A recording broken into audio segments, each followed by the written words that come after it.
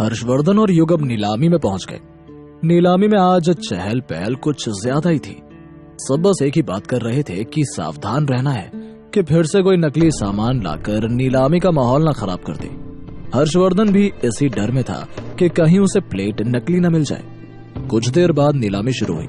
प्रवक्ता ने बताया कि अगली नीलामी अब प्लेट की होने वाली है। कुछ मिनट के बाद स्टेज पर वो प्लेट भी आ गई। प्रवक्ता उस प्लेट के बारे में सबको बताने लगा, लेकिन हर्षवर्धन का दिमाग अब भी वहीं पर था। वो बस ये सोचने में लगा था कि उसे किसी भी तरह से नकली प्लेट न मिल जाए। उसने युग से कहा, युग प्लीज ध्यान रहे, कैसे भी मुझे असली प्लेट ही मिले। इस पर युग मुस्कुराते हुए बोला, सर आप चिंता न करिए, मैं सब कुछ संभाल लूंगा। बस एक बार उस प्लेट से पर्दा हट जाए, फिर मैं आपको क्लियर कर दूंगा कि ये प्लेट नकली है या फिर असली। हर्षवर्धन भी अब इसी इंतजार में था कि कैसे भी उस प्लेट से पर्दा हटे और युग उसे देखकर क्लियर करे कि वो नकली है या फिर असली। आखिरकार कुछ देर के बाद प्रवक्ता ने इशारा किया और प्लेट के ऊपर से वो पर्दा हटा दिया गया। जैसे ही युग ने प्लेट को देखा, प्लेट के आसपास उसे 700 आभा मंडल की रेखाएं दिखाई दी। युग के चेहरे पर मुस्कान आ गई, क्योंकि उसे समझते देर नहीं लगी कि यह प्लेट असली है और मुगल काल की है। युग ने प्लेट के बारे में पढ़कर हर्षवर्धन से कहा, सर ये प्लेट बिल्कुल ही असली है और यह भी तय है कि यह मुगल काल की ही है। युग की बातें सुनकर हर्षवर्धन को राहत मिली। उसने एक बार युग से पूछा, युग फिर तो हमें इस प्लेट को खरीदने के लिए आगे आना चाहिए ना? युग तुरंत बोला, हाँ सर हमें आगे आना चाहिए, आप जरा भी चिंता मत कीजिए, ये प्लेट बिल्कुल असली है। हर्षवर्धन ने अब युग को कोई सवाल नहीं किया। उसने सीधे प्रवक्ता की ओर रुख कर दिया। दूसरी ओर प्रवक्ता अब बोली लगा रहा था। प्रवक्ता ने बोली लगाई, ये प्लेट मुगलों के जमाने का है, जिसकी बोली 15 लाख से शुरू हो रही है। बोलिए कद्रदान 15 लाख 1, 15 लाख 2, 15 लाख। तभी किसी ने 18 लाख बोल दिया। हर्षवर्धन अभी तक नीलामी में नहीं कूदा था। वो अभी देख रहा था कि बाकी के लोग कहां तक जा रहे हैं और कितनी बोली लगा रहे हैं। कुछ देर तक 3 से 4 दावेदार आपस में लड़ते रहे। दाम बढ़ता रहा। फिर कुछ देर के बाद ऐसा लगा जैसे बाकी के लोग शांत हो गए। एक अमीर आदमी बचा हुआ था जो फाइट कर रहा था। एक बार को सबको ऐसा लगा कि अब वो आदमी बाजी मार लेगा, लेकिन अभी हर्षवर्धन बाकी था। हर्षवर्धन ने फिर बोलना शुरू किया। हर्षवर्धन के बोलने तक प्लेट की कीमत 22 लाख पहुंच गई थी। हर्षवर्धन ने एक बार में 25 लाख बोल दिया। नीलामी में आए सारे लोग एक बार को चकित हो गए कि हर्षवर्धन ने एंट्री भी मारी तो इतनी महंगी कि सब देखते रह गए। दूसरे आदमी ने अंतिम कोशिश की। उसने 30 लाख की बोली लगाई। हर्षवर्धन मुस्कुराया और फिर बोला, 40 लाख।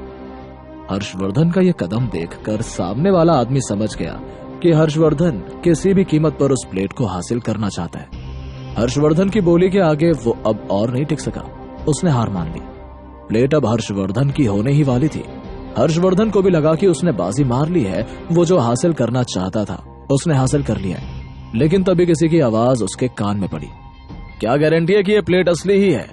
इतना सुनते ही फिर तो हर्षवर्धन के कान ही खड़े हो गए। हर्षवर्धन ने तुरंत ही प्रवक्ता को कुछ देर रुकने के लिए इशारा किया और फिर युग से बोला, युग हम लोग सही तो जा रहे हैं ना? ये प्लेट सच में असली है ना? युग ने तुरंत जवाब दिया, सर आप उसकी बातों में बताइए, ये प्लेट बिल्कुल असली है। वो आदमी चाहे जो भी हो झूठ बोल रहा है और सबको बहकाने की कोशिश कर रहा है। युग सच बोल रहा था, लेकिन हर्षवर्धन के मन में अभी भी शक जा नहीं रहा था। हर्षवर्धन कुछ देर सोचने के बाद बोला, चलो 1 मिनट के लिए मैं तुम्हारी बात मान भी लेता हूं, लेकिन प्रश्न यह है कि आखिर उसने ऐसा कहा ही क्यों? युग समझ गया कि हर्षवर्धन के दिमाग में शक घर कर गया है। प्रश्न यह है कि आखिर उसने ऐसा कहा ही क्यों?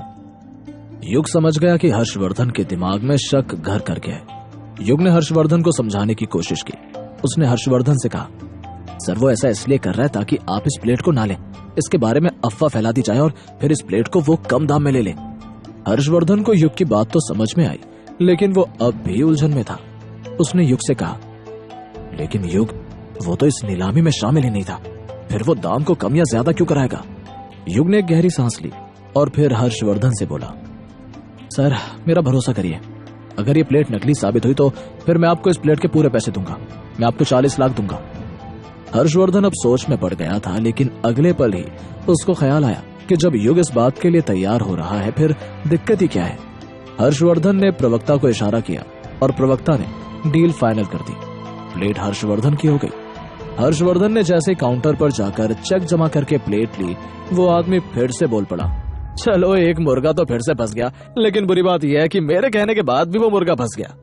हाथ में प्लेट लिए हर्षवर्धन ये सुनकर एक बार फिर से चिंता में पड़ गया। उसने युग से कहा, युग को समझते देर नहीं लगी कि हर्षवर्धन क्या कहने वाला है। युग ने तुरंत हर्षवर्धन से कहा, सर चलिए, अगर ये प्लेट नकली हुई तो आप उसे मुझे देकर 40 लाख ले लीजिए। हर्षवर्धन कुछ नहीं बोला। कुछ देर में नीलामी खत्म हुई। सब लोग नीलामी हॉल से निकलने लगे। तभी अचानक से शोर हुआ। सबका ध्यान उधर ही गया। युग और हर्षवर्धन के पूछने पर पता चला कि अभी सब उसी आदमी को पकड़कर ले जा रहे हैं जो आदमी कह रहा था कि यह प्लेट नकली है। उस आदमी पर नीलामी को भटकाने का आरोप लग रहा था। युग ने हर्षवर्धन की ओर देखा और कहा, देख लिया सर, कब से मैं यही तो कह रहा था कि वो आदमी झूठ बोल रहा है। हर्षवर्धन को अब युग पर बहुत ज्यादा भरोसा हो गया था। उसने युग से कहा, अजीब लोग हैं यहाँ पर। एक बार तो नकली को असली बताकर धोखा देने के चक्कर में थे और दूसरी बार असली को नकली बताकर। पता नहीं अगर तुम नहीं होते तो मेरा क्या होता। युग हंसकर बोला, चलिए हम लोग बच गए, ये बड़ी बात है।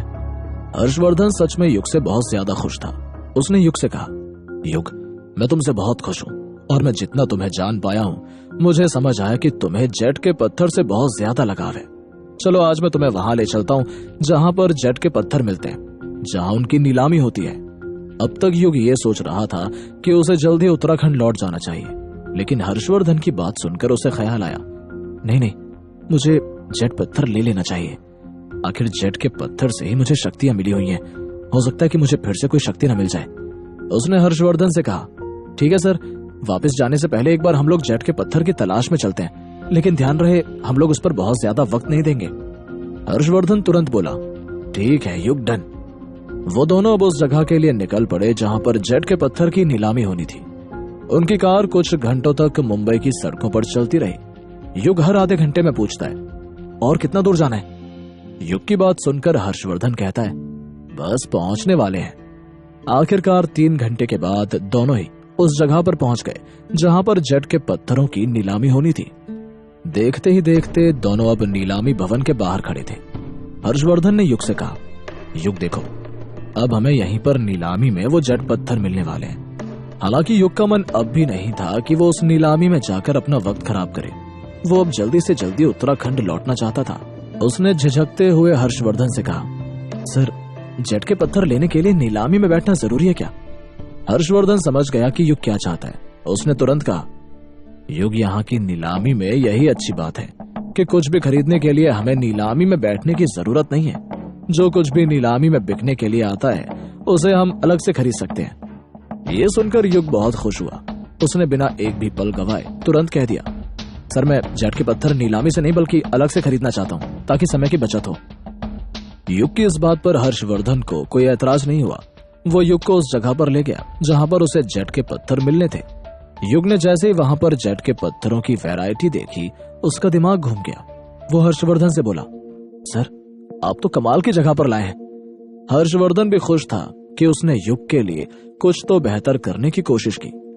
युग अब जेट के पत्थर देखने लगा। अचानक उसे ऐसा जेट का पत्थर दिखा जिस पर बर्फ की लेयर थी, लेकिन वो सूखा हुआ था। उसने हर्षवर्धन को वो पत्थर दिखाया। हर्षवर्धन को भी पत्थर नायाब लगा। फिर युग ने उस पत्थर के लिए मुंहमांगी कीमत चुकाई और पत्थर खरीद लिया। पत्थर लेकर दोनों वहां से चल पड़े। ड्राइवर ने उनसे पूछा, सर कहाँ जाना है? हर्षवर्धन ने घड़ी देखी और फिर युग से कहा, युग मुझे लगता है कि हमें एयरपोर्ट निकल जाना चाहिए, फ्लाइट का वक्त भी होने वाला है। युग तो बस जल्द से जल्द उत्तराखंड लौटना चाहता था। उसने अपनी सहमति दे दी। फिर दोनों की कार एयरपोर्ट की ओर चल पड़ी। सड़क पर कार चल ही रही थी कि युग ने रियर व्यू मिरर पर ध्यान दिया। युग को पहचानते देर न लगी कि जो कार उसके पीछे आ रही थी वो भैरव की है। उसने हर्षवर्धन से कहा, सर ये तो भैरव की कार है ना? अब हर्षवर्धन ने भी उस कार को ध्यान से देखा। भैरव की कार थी ही ऐसी कि जिसने एक बार उसकी कार देखी हो वो कभी उसको भूल नहीं सकता। हर्षवर्धन ने तुरंत कहा, हाँ ये तो भैरव की कार है। युग ने बिना कुछ सोचे अपनी कार के ड्राइवर से कार भगाने के लिए कहा। पहले तो ड्राइवर ने आनाकानी की, लेकिन फिर वो तैयार हो गया। उसने कार को भगाना शुरू किया। अभी भी भैरव की कार युग की कार के पीछे ही थी। ऐसा लग रहा था जैसे वो भी जानता हो कि आगे वाली कार में युग ही है। तभी हर्षवर्धन का फोन बजने लगा। हर्षवर्धन ने फोन देखा तो उस पर मिस्टर माधवन का कॉल था। जैसे ही हर्षवर्धन ने मिस्टर माधवन का कॉल उठाया, मिस्टर माधवन बोले, हर्षवर्धन जी, आप लोग जितनी जल्दी हो सके मुंबई से निकलिए। भैरव आप लोगों को पागलों की तरह ढूंढ रहा है। ये सुनकर हर्षवर्धन ने माधव से कुछ नहीं कहा, वो बस चुपचाप उनकी बातें सुन रहा था। हर्षवर्धन को भी लगने लगा कि आज तो भैरव उनको नहीं छोड़ने वाला। दूसरी ओर डरा हुआ युग बस हर्षवर्धन की ओर देख रहा था। तो क्या युग और हर्षवर्धन सही सलामत उत्तराखंड पहुंच पाएंगे? क्या भैरव युग और हर्षवर्धन के साथ कुछ बुरा करने वाला है? क्या होगा कहानी में अगला ट्विस्ट? जानने के लिए सुनते रहिए नजर का खेल, सिर्फ पॉकेट एफएम पर। युग ने हर्षवर्धन को देखा और पूछा, माधवन क्या कह रहे हैं? पहले तो हर्षवर्धन ने कुछ नहीं कहा, वो बस माधवन की बात सुनता रहा। जब उन दोनों की बात पूरी हो गई तो माधवन ने कॉल रख दिया। इस दौरान युग बार बार रियर व्यू मिरर में देख रहा था। वो भैरव की गाड़ी को अपने पास आता देखकर घबरा रहा था। ऐसा नहीं था कि युग भैरव से डर रहा था, बस वो नहीं चाहता था कि वहां लड़ाई हो और बात आगे बढ़े। युग बार बार ड्राइवर को गाड़ी भगाने के लिए कह रहा था। युग और हर्षवर्धन की गाड़ी बहुत तेज भाग रही थी। तभी युग ने हर्षवर्धन से पूछा, क्या बोले माधवन सर, सब ठीक तो है ना? युग की बात खत्म भी नहीं हुई थी कि हर्षवर्धन कांपते स्वर में बोला, मिस्टर माधवन बोल रहे हैं कि भैरव अभी होटल भी गया हुआ था, हम दोनों को ढूंढते हुए।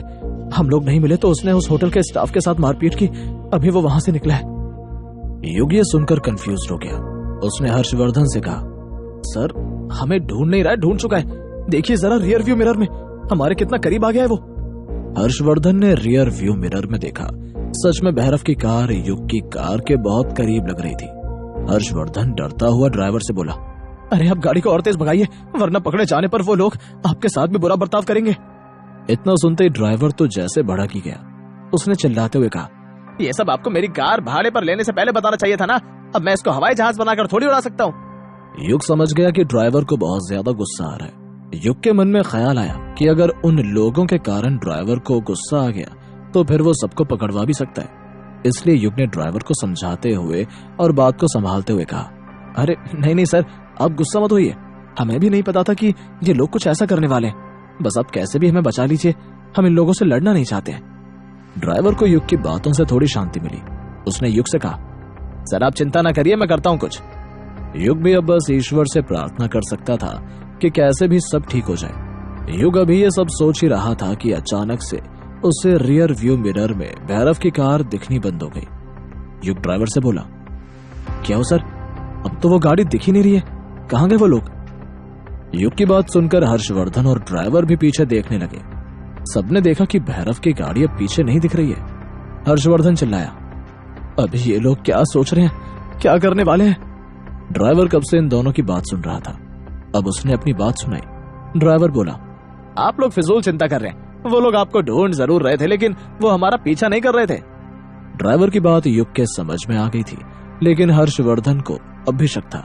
उसने ड्राइवर से कहा, लेकिन ये लोग कब से इतनी तेजी में हमारी कार को फॉलो कर रहे थे?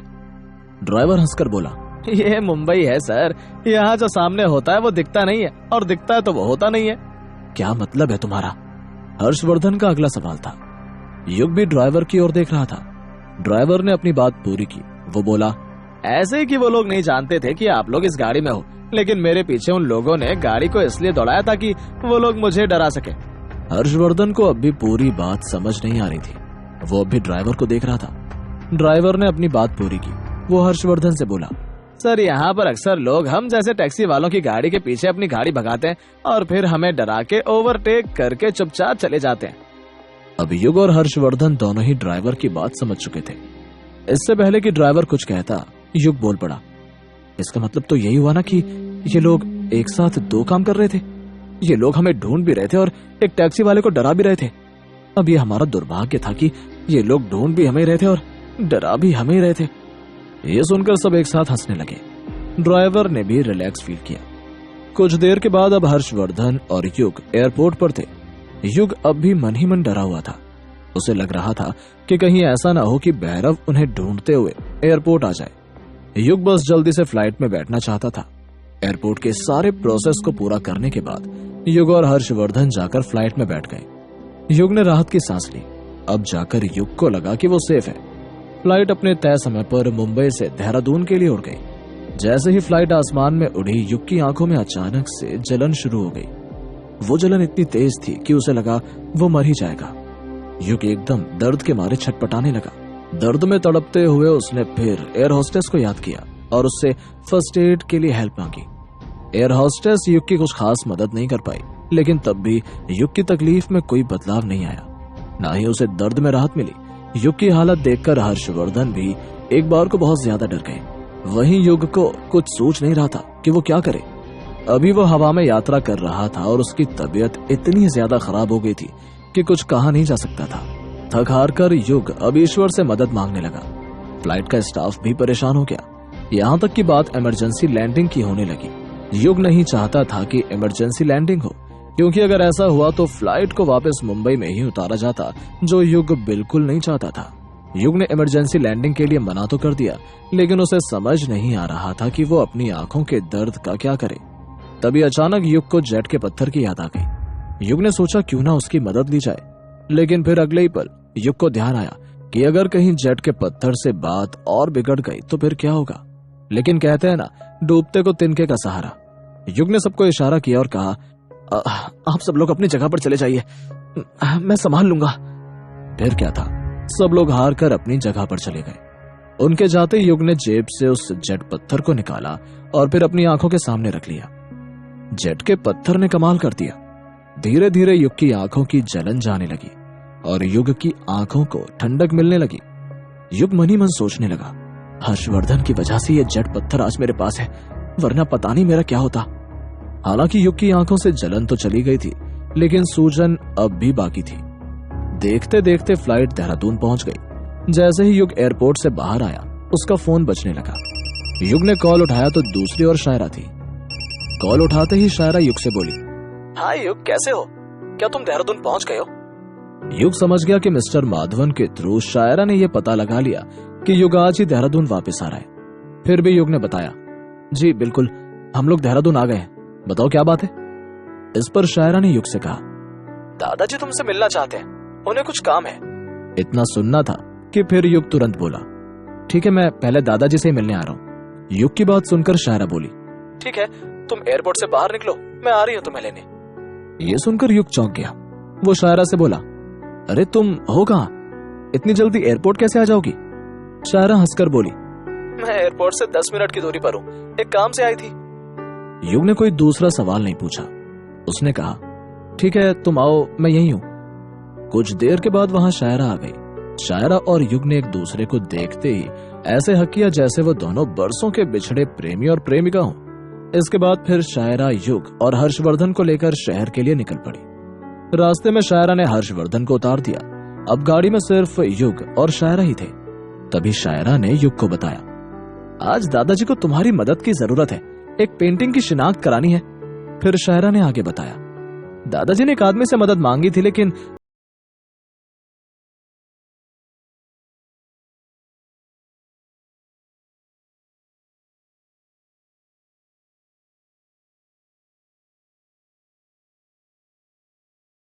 कहा, मुझे तुम्हारे बारे में कुछ पता चला, तुमने तो मुंबई में कमाल कर दिया। युग समझ गया कि मिस्टर माधवन ने दादाजी को सारी खबर दी है। युग ने दादाजी के पांव छुए और बोला, सब कुछ आपके आशीर्वाद की देन है। तो दादाजी ने युग से कहा, युग कोशिश करो कि तुम एंटीक चीजों पर पढ़ाई करने के लिए कहीं एडमिशन ले लो, तुम इस फील्ड में बहुत आगे जा सकते हो। युग इस विषय पर बात तो नहीं करना चाहता था, लेकिन उसने दादाजी का मन रखने के लिए कह दिया, ठीक है दादाजी, मैं कोशिश करता हूं। अब दादाजी ने युग को अपना काम समझाया। वो एक पेंटिंग की तरफ इशारा करते हुए युग से बोले, युग देखो, मैं थोड़ा कंफ्यूजन में पड़ गया हूं, मैं इस पेंटिंग के बारे में कुछ समझ नहीं पा रहा हूं, क्या तुम इस पेंटिंग को पहचानने में मेरी मदद करोगे? युग ने दादाजी से कहा, लाइए दादाजी, मैं देखता हूं। युग ने करीब जाकर उस पेंटिंग को देखा। पेंटिंग को देखते ही युग मुस्कुराने लगा, क्योंकि युग को उस पेंटिंग के इर्द गिर्द 300 से 400 रेखाएं दिख रही थी, जिन्हें देखकर युग ने दादाजी से कहा, दादाजी ये पेंटिंग किसी राजघराने की है, एकदम ओरिजिनल। युग की बात सुनकर दादाजी बहुत खुश हुए। उन्होंने युग से कहा, बहुत बहुत धन्यवाद युग, तुमने मेरी इतनी मदद की। मगर आज तुमने मेरी मदद नहीं की होती तो पता नहीं मैं कब तक उलझा रहता। युग ने दादाजी से कहा। अरे ये कोई बड़ी बात नहीं है दादाजी, आपको जब भी मेरी जरूरत पड़े बता दीजिएगा। ठीक है दादाजी, मुझे अब घर जाना है, मैं फिर मिलता हूँ। दादाजी ने युग से कहा। ठीक है युग, तुम जाओ, बाद में मिलते हैं। शायरा जो कि उनकी सारी बातें सुन रही थी, उसने फौरन ड्राइवर से कहा, जाओ और युग को उसके घर तक छोड़ाओ। फिर क्या था, शायरा का ड्राइवर युग को लेकर वहां से चल पड़ा। युग घर पहुंचकर सबसे पहले फ्रेश होने गया। लविष्का घर पर नहीं थी। युग लविष्का का इंतजार करने लगा, लेकिन काफी देर तक लविष्का को कोई पता नहीं था। युग लविष्का का इंतजार करते करते सो गया। तभी अचानक युग को लगा कि कोई बगल में चीख रहा है। युग की नींद खुली तो सामने लविष्का खड़ी थी। युग ने देखा कि लविष्का किसी से बात कर रही है। युग लविष्का की बात सुनने लगा। लविष्का फोन पर किसी से बोल रही थी। आप मेरे साथ ऐसा नहीं कर सकते, मैंने जानबूझकर ऐसा कुछ नहीं किया है, आप लोग मुझे जानबूझकर परेशान कर रहे हो। युग समझ गया कि लविष्का किसी परेशानी में है। वो उठकर लविष्का के पास गया और बोला, क्या बात है लविष्का, कोई प्रॉब्लम है? लविष्का ने युग की बात सुनते ही फोन काट दिया और बात पलटते हुए युग से पूछा, मेरा छोड़ो, तुम बताओ, तुम्हारा टूर कैसा रहा? युग को शक हुआ कि लविष्का कुछ बताना नहीं चाहती है, लेकिन युग इस बात को इतनी आसानी से जाने देना नहीं चाहता था। तो क्या युग ये पता लगा पाएगा? क्या लविष्का युग को सच बताएगी? सबसे बड़ा सवाल, कौन है वो लोग जो लविष्का को तंग कर रहे हैं? क्या होगा कहानी में अगला ट्विस्ट? जानने के लिए सुनते रहिए नजर का खेल, सिर्फ पॉकेट एफएम पर।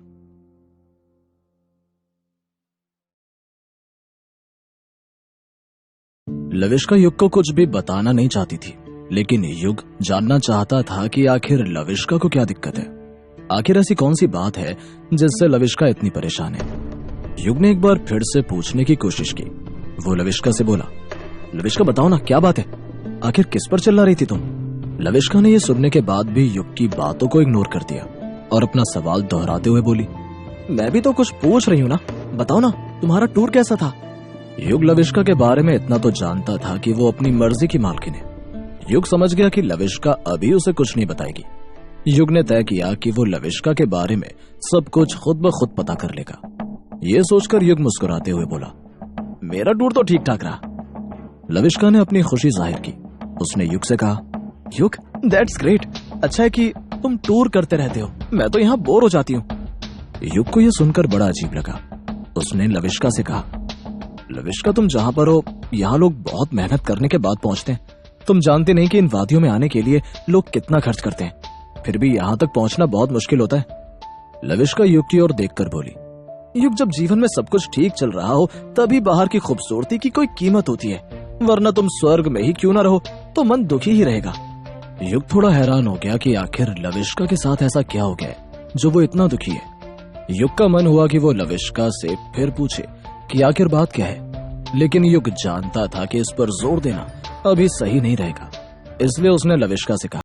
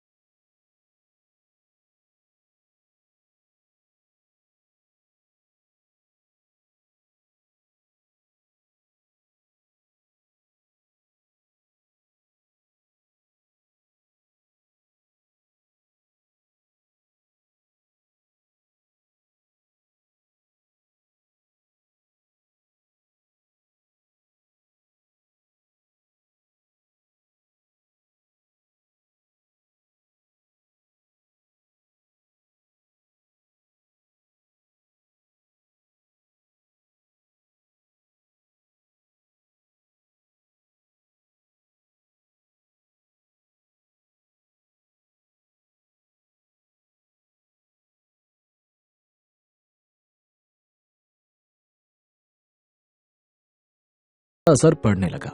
वो भी जैसे लविष्का की आंखों में खोने लगा। दोनों बहुत करीब आ गए थे। एक पल को ऐसा लगा कि उनके होठ आपस में टकरा जाएंगे। लविष्का तो युग में खोना ही चाहती थी, लेकिन फिर से वही हुआ जो हमेशा से होता आ रहा था।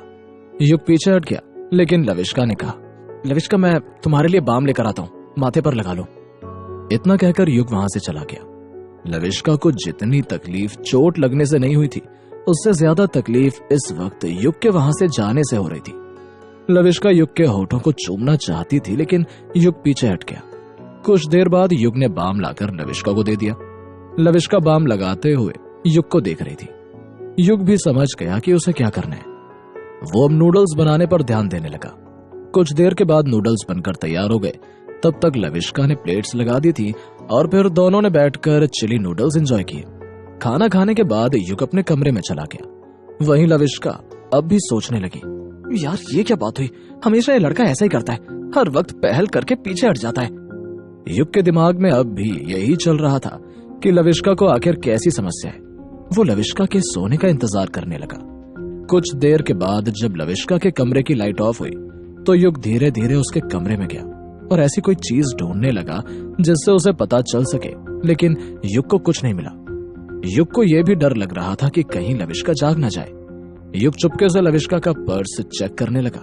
पर्स चेक करने पर युग को एहसास हुआ कि उसके पास बहुत कम पैसे हैं। युग को एक बार तो लगा कि लविष्का पैसों की कमी के कारण ही परेशान है। युग ने कुछ देर सोचने के बाद ये तय किया कि वो अभी बाहर जाएगा और कुछ पैसे निकाल कर ले आएगा। युग ने ऐसा ही किया। वो बाहर गया और एटीएम से पैसे निकाल कर लाया और उनको चुपके से लविष्का के पर्स में डाल दिया। युग ने इतना तो कर दिया, लेकिन वो अब भी श्योर नहीं था कि लविष्का को यही समस्या थी। उसे लग रहा था कि बात कुछ और भी हो सकती है। युग लविष्का के कमरे में खड़ा भी यही सब सोच रहा था कि लविष्का की नींद खुल गई। लविष्का युग को अपने कमरे में देखकर हैरान हो गई। उसने युग से कहा, युग क्या बात है, तुम और यहाँ क्यों? युग सीधे पॉइंट पर आया। उसने लविष्का से कहा, लविष्का मैं जानना चाहता हूँ कि आखिर तुम्हें समस्या क्या है। कुछ तो है जो तुम मुझसे छिपा रही हो, बताओ ना क्या बात है। लविष्का अभी भी उससे कुछ शेयर करना नहीं चाहती थी। उसने युग से कहा, युग तुम अपना काम करो, मुझे सोने दो, मुझे कोई समस्या नहीं है। युग भी अब जिद पर आ गया था। उसने लविष्का से कहा, लविष्का तुम बताओ कि क्या बात है, वरना मैं यहां से नहीं जाऊंगा। लविष्का समझ गई कि अब युग को मनाना मुश्किल है। लविष्का असमंजस में थी, इसलिए लविष्का ने युग से कहा, बस भी करो युग, साल भर में एक बार आओ और मुझसे तकलीफ पूछो तो मैं बताऊंगी भी तो क्या। और एक बात, अगर बता भी दिया तो तुम क्या कर लोगे? ये बात तो जैसे युग के दिल पर लग गई। उसने लविष्का को बहुत बुरी तरह से घूरा और फिर वहां से निकल गया। लविष्का के कमरे से निकलकर युग अपने कमरे में चला गया। युग काफी देर तक गुस्से में जागता रहा। युग सोच रहा था कि वो ऐसा क्या करे जिससे वो लविष्का की समस्या दूर कर पाए। तभी युग ने तय किया कि वो अगले दिन लविष्का के ऑफिस में जाएगा और वहां जाकर पता करने की कोशिश करेगा। हो सकता है उसे ऑफिस में कोई परेशानी हो। ये सोचकर युग फाइनली सो गया। अगले दिन सुबह सुबह युग की नींद खुली तो उसने देखा कि लविष्का ऑफिस जाने के लिए तैयार हो रही है। युग भी अब उठकर तैयार होने लगा। तभी लविष्का युग के कमरे में आई और उसे देख कर बोली, क्या बात है युग, कहाँ जा रहे हो? युग लविष्का से बोला, जब तुम मुझे नहीं बता रही हो फिर मैं तुम्हें क्यों बताऊं कि मैं कहाँ जा रहा हूँ? लविष्का कुछ बोलती इससे पहले युग बोल पड़ा, तुम अपना काम करो, मुझे तैयार होना है, जाओ यहाँ से। लविष्का हंसकर बोली, तुम तो ऐसे बोल रहे हो जैसे कि मैंने इससे पहले किसी को बिना कपड़ों के देखा ही नहीं है। युग को लविष्का पर बहुत गुस्सा आया। उसने लविष्का को जबरदस्ती वहां से निकाल दिया। उसके बाद युग ने भी कपड़े बदले और तैयार हो गया। वहीं हल्का फुल्का नाश्ता करने के बाद लविष्का ऑफिस चली गई। लविष्का के ऑफिस जाने के बाद युग भी बाहर चला गया। युग ने पिछली रात में लविष्का के बैग से एक विजिटिंग कार्ड निकाल लिया था जिस पर लविष्का के ऑफिस का एड्रेस लिखा हुआ था। युग उस एड्रेस को पढ़कर वहां पहुंच गया। वहां पहुंचकर युग गार्ड से बोला, सर मुझे बास्केट लव के ऑफिस में जाना है। युग की बात सुनकर गार्ड ने उसे रास्ता बता दिया। युग जब ऊपर गया तो उसे वहां लविष्का कहीं नहीं दिखी। युग निराश होकर भटकने लगा। तभी उसे एक गली दिखी जहां एक कैबिन था। युग उस कैबिन के पास गया और वो छिपकर अंदर का दृश्य देखने लगा। युग ने देखा कि एक औरत लविष्का को डांट रही है। लविष्का तुम ये तय कर लो कि तुम्हें नौकरी करनी भी है नहीं। युग ने ध्यान दिया तो लविष्का सर झुकाकर बस रो रही थी। युग ने कुछ कहा नहीं। वो उन दोनों की बातों को सुनने लगा। युग यही तो जानना चाहता था कि आखिर बात क्या है। युग ने ध्यान दिया तो वो औरत लविष्का से आगे कह रही थी, मैंने तुम्हें जितने भी लोगों का नाम पता दिया उनमें से तुम किसी को भी नहीं बुला पाई। तुम्हें पता है वो लोग एंटीक वर्ल्ड में बहुत बड़ी बड़ी हस्तियां हैं। तुम नहीं जानती कि उनका यहाँ आना कितना जरूरी है। बताओ, ऐसे करोगी नौकरी? लविष्का कुछ देर चुप रही, फिर वो उस औरत से बोली, मैं मानती हूँ मैं उन लोगों का अपॉइंटमेंट अरेंज नहीं कर पाई हूँ, लेकिन मैं आपको एक और आदमी से मिलवा सकती हूँ जो कि मेरा दोस्त है। उसे एंटीक सामानों की बहुत जानकारी है। इतना सुनकर वो औरत लगभग लविष्का पर चिढ़ती हुई बोली, तुम्हारा दोस्त? कौन है वो? क्या नाम है उसका? लविष्का ने धीरे से कहा, उसका नाम है युग विश्वाथन। वो एंटीक चीजों की बहुत सही और सटीक जानकारी रखता है। ये सुनकर वो औरत लविष्का पर चिढ़कर बोली, कौन है ये नमूना? मैं तो नहीं जानती से, ना ही मैंने इसका नाम सुना है। लविष्का कुछ बोलती इससे पहले उसके बॉस ने कह दिया, लविष्का, अगर तुम अपनी नौकरी बनाए रखना चाहती हो तुम उन लोगों को बुलाकर लाओ जिसका नाम मैंने तुमको बताया है। मैं और किसी का नाम नहीं सुनना चाहता हूँ। लविष्का अपने बॉस से बोली। लेकिन सर, लविष्का अपने बॉस को युग के बारे में बताना चाहती थी। लविष्का चाहती थी कि वो अपने बॉस को युग के नाम पर कन्विंस कर ले, लेकिन उसके बॉस ने बीच में ही लविष्का की बात को काट दिया और जोर से चिल्लाया, लविष्का, मैं कोई भी एक्सक्यूज नहीं सुनना चाहता। बस तुम कैसे भी करके उन लोगों से मीटिंग अरेंज करो। तो क्या लविष्का अपनी जॉब को बचा पाएगी, या फिर क्या लविष्का के बॉस से युग के नाम से कन्विंस हो जाएंगे? और क्या युग लविष्का की कोई मदद कर पाएगा? क्या होगा कहानी में अगला ट्विस्ट? जानने के लिए सुनते रहिए नजर का खेल, सिर्फ पॉकेट FM।